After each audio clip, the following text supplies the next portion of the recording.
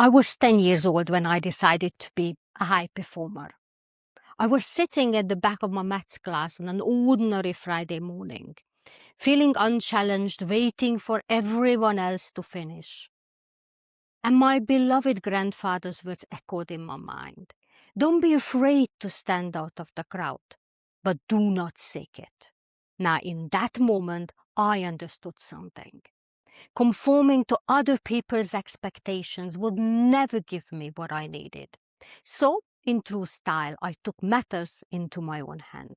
I decided to challenge myself. And what began in that classroom became a lifetime pursuit of one single question. What separates high performers from everyone else? Now, decades on, after working with many CEOs, presidents, senior leaders in more than 100 countries in the world, I can actually give you the answer in one single sentence. High performance is not a talent, it is a system. Because high performance is never built on chance. It is built by design. Performance is not built in moments of intensity as we would imagine, but in the quality of the choices you make when no one is watching. And that is where many senior leaders get quietly stuck. They confuse achievement with performance. But do you actually know the difference?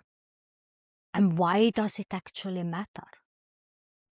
Now, achievement is about moments, targets, hit, deals, close, crisis, manage. It rewards intensity, effort, and all the heroic pushes. High performance is, on the other hand, is the state that allows you to hit results consistently. It's the difference between a single peak, if you want to visualize, and a mountain range. Now, many leaders I meet around the world are exceptional achievers. You probably know a few, but very few are actually true high performers. Now, achievement asks one single question. Can I deliver results? Performance asks something much harder indeed.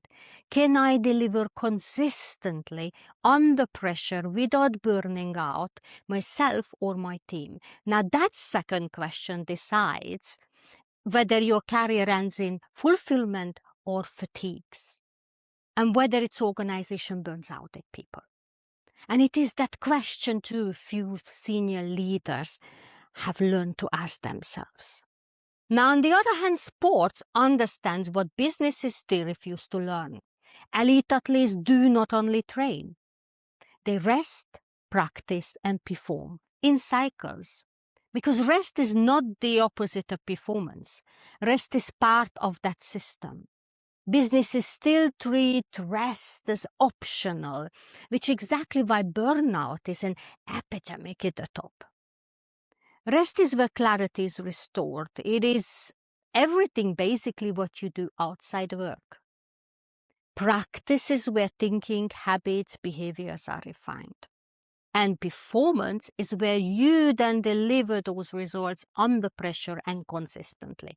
And many of us only focus on the latter, but high performance leaders focus on all three.